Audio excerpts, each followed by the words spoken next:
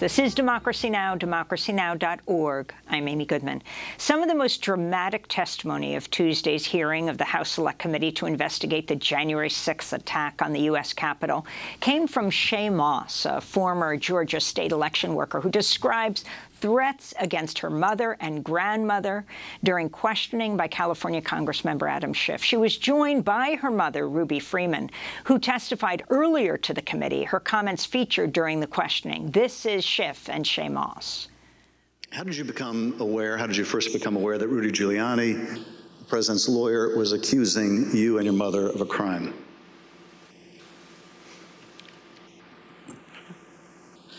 I was at work, like always, and the former chief, Mr. Jones, asked me to come to his office. And when I went to his office, the former director, Mr. Barron, was in there, and they showed me a video on their computer. It was just like a very short clip of us working at State Farm, and it had someone on the video like talking over the video, just saying that we were doing things that we weren't supposed to do, just lying throughout the video. And that's when I first found out about it. And were there social media posts that they showed you responding to those false claims? Well, when I saw the video, of course, the first thing that I said was like, why? Why are they doing this? What's going on?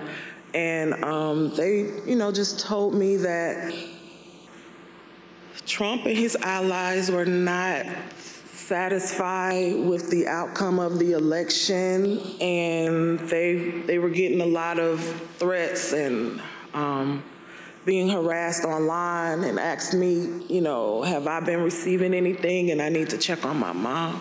And I told them, I was like, where have they, where have you been getting these threats? I don't believe I have any. And Mr. Jones told me, like, they're attacking his Facebook, and I don't really use Facebook. I have one, so I went to the Facebook app, and I'm just kind of panicky at this point because this has never happened to me, and my mom is involved, and I'm like her only child.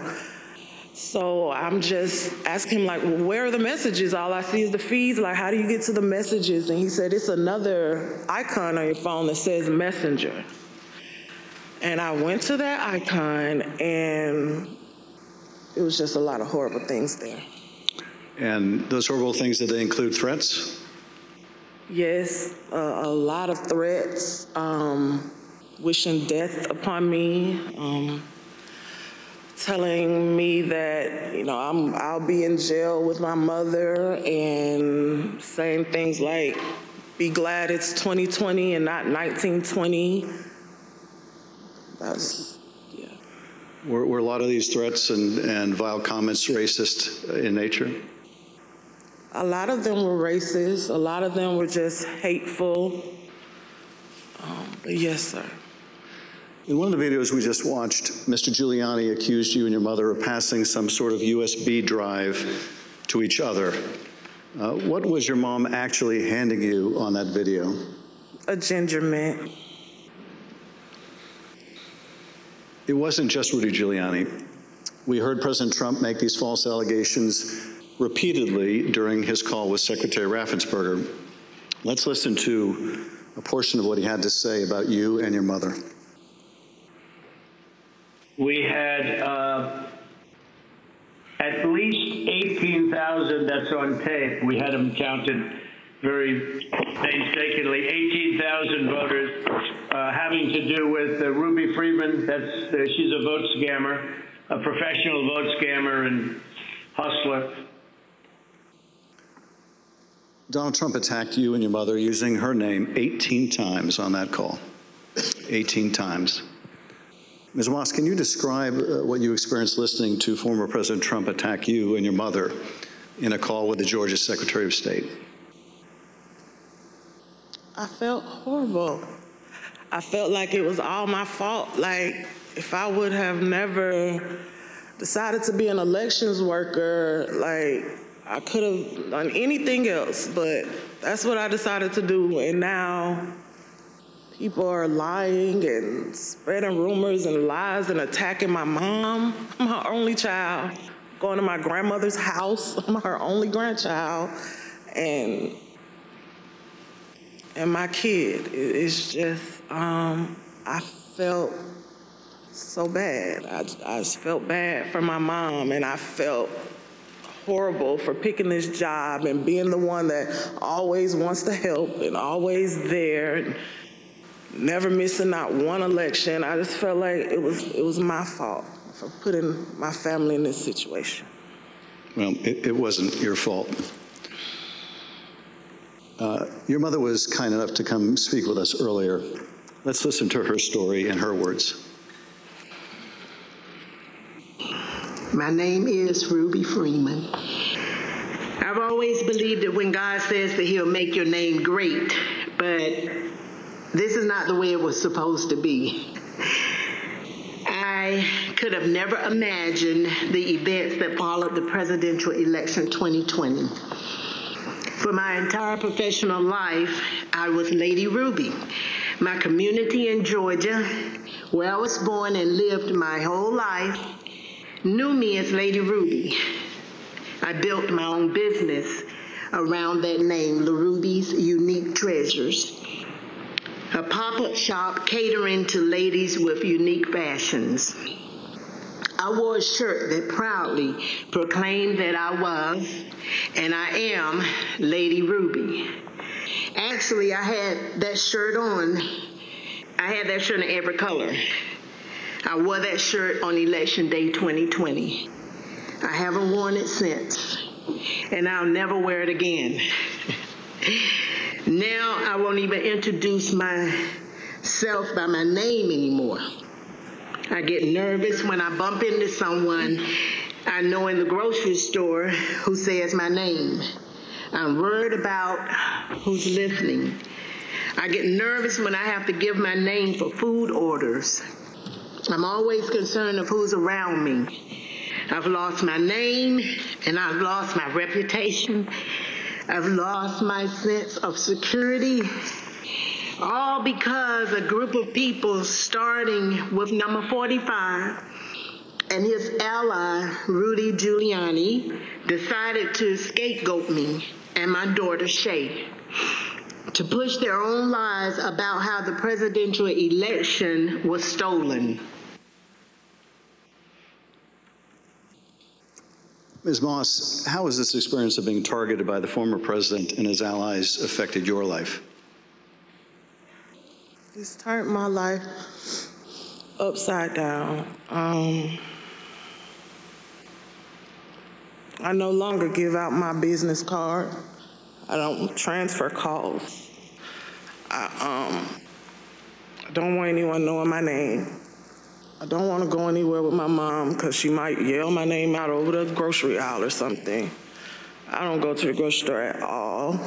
I haven't been anywhere at all. I've gained about 60 pounds. I just don't do nothing anymore. I don't want to go anywhere. I second guess everything that I do. It's affecting my life in a major way, in every way, all because of lies. For me doing my job, same thing I've been doing forever.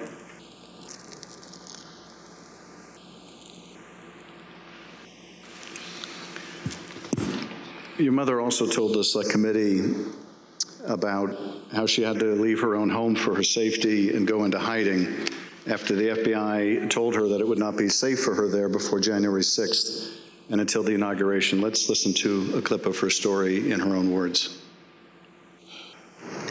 Around the week of January 6th, the FBI informed me that I needed to leave my home for safety.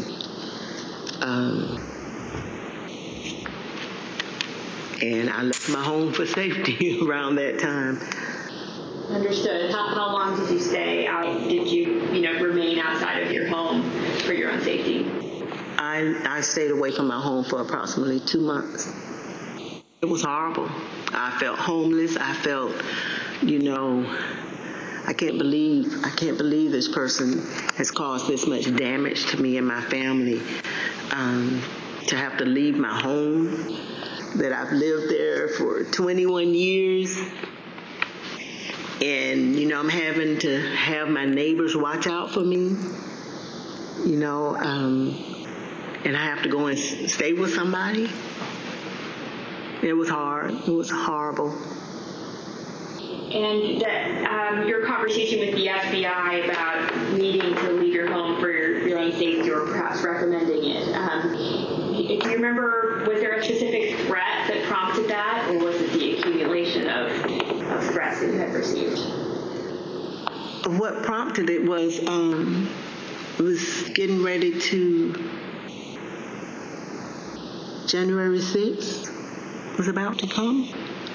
And they did not want me to be at home because of all the threats and everything that I had gotten. They didn't want me to be there in fear of, the people were coming to my home, and I had a lot of that. So they didn't want me to be there. Just in case something happened, I asked, how long am I going to have to be at home? They said, at least until the inauguration. Ms. Moss, I understand that people once showed up at your grandmother's house. Tell us about that experience. I received a call from my grandmother. This woman is my everything. I've never even heard her or seen her cry ever in my life. And she called me screaming at the top of her lungs, like, Shaye, oh my God, Shaye, just freaking me out, saying that there were people at her home, and they, they knocked on the door, and of course she opened it and seeing who was there, who it was, and they just started pushing their way through, claiming that they were coming in to make a citizen's arrest. They needed to find me and my mom. They knew we were there. And she was just screaming and didn't know what to do. And I wasn't there, so, I just felt so helpless and so horrible for her. And she was just screaming. I told her to close the door. Don't open the door for anyone. And, she's a 70-something, I won't say, year-old woman, and she doesn't like having restrictions. She wants to answer the door. She likes to get her steps in, walking around the neighborhood, and I had to tell her, like, you can't do that. You have to be safe. And she would tell me that at night, people would just continuously send pizzas over and over to her home, and they was expecting her to pay for these large amounts of pizzas, and she went through a lot that she didn't have to. And once again, it made me just feel so horrible. In addition to the personal impact this experience has had on you and your family, one of the things that I find most disturbing is how these lies discourage longtime election workers from continuing to do this important work. Tell us, if you would, of the other election workers shown in that State Farm Arena video and their supervisors. How many are still election workers in Fulton County? There is no permanent election worker or supervisor in that video that's still there. And did you end up leaving your position as well? Yes, I left. Ms. Moss, I want to thank you for coming in to speak with us and to thank you for your service to our democracy. What we have just played is a truly horrible and appalling sample, but just a sample of the things that were said about you and your mother following the election. I want to say how very sorry I think we all are for what you've gone through, and tragically, you're not alone. Other election workers around the country have also been the subject of lies and threats. No election worker should be subject to such heinous treatment just for doing their job. With your permission, I would like to give your mother the last word. Yes. We're just going to play the tape. There is nowhere I feel safe. Nowhere. Do you know how it feels to have the President of the United States to target you? The President of the United States is supposed to represent every American, not to target one. But he targeted me, Lady Ruby, a small business owner, a mother, a proud American citizen who stand up to help Fulton County run an election in the middle of the pandemic.